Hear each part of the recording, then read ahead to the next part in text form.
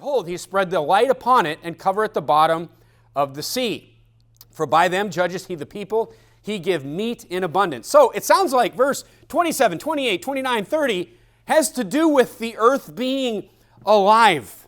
Things on the earth living. There is so much in these 5 verses. It is literally talking about life on earth, life in the sea. And again, I'm going to talk about that, how God creates life and keeps life in the waters of the earth. But really what Job 36 is talking about here is the water cycle. He's talking about the water cycle that man, I don't know, I can't remember, I preached a sermon on this, but man discovered the water cycle a few hundred years ago. No, God invented it. And he told us about it in one of the oldest books in the Bible, in Job. And look, the Bible is telling us how heating and cooling air works. And look, I've done a lot of work with this subject, like real work in the real world. And basically air, here's how I explain it to people. Here's how I would explain it to an engineer who just started in the job. Air is like a sponge.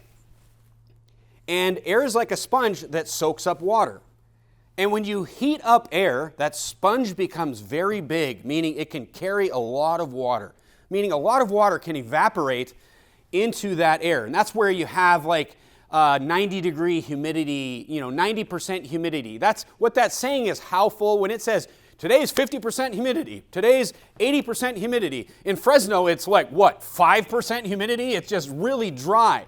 But if you go to places like Louisiana, down south, you're going to be in 70-degree temperatures with 90-degree humidity, and it's going to feel miserable. And the reason it feels miserable is because the air is only 70 degrees, but that sponge is full.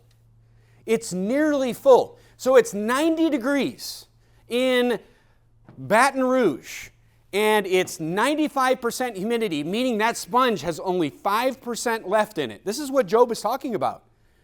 But guess what happens to that sponge when it cools off? When it cools off, that sponge gets very small.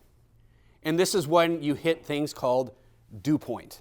All right? And the dew point is the point where, let's say that's 90 degrees in Baton Rouge, and it's 95% humidity, meaning that water, that air, that pocket of air can hold 5% more water than it already has, but then you start cooling it off to 80 degrees, 70 degrees. Pretty soon, it goes past 100% as that sponge, and then it starts to release the water, which we call rain, right? Or in the case of, overnight where it doesn't rain, you get the dew on the grass. And that's why that temperature limit where that sponge is full and the temperature is dropping through that limit, and then the water starts to release out of the air, out of the sponge, that's called the dew point, where the air starts to release the water, because air can hold so much water at every single given temperature.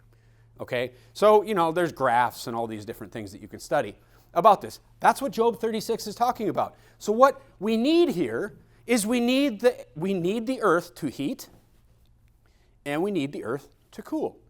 And the biggest macro example of this on the earth is summer and winter.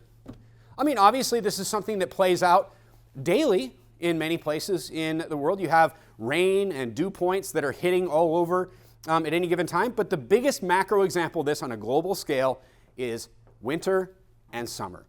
In the winter time, the air is what? The air is very cold.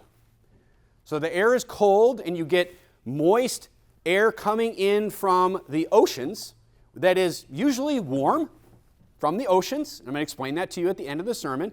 You get warm air moving from the oceans it's a big sponge, and it moves into areas in the northern hemisphere where it gets cold and the air's cold, and that sponge shrinks and shrinks and shrinks, and especially at high altitudes, it starts to go through its dew point and it drops all its moisture most of the time in the highest altitudes, which is the mountains.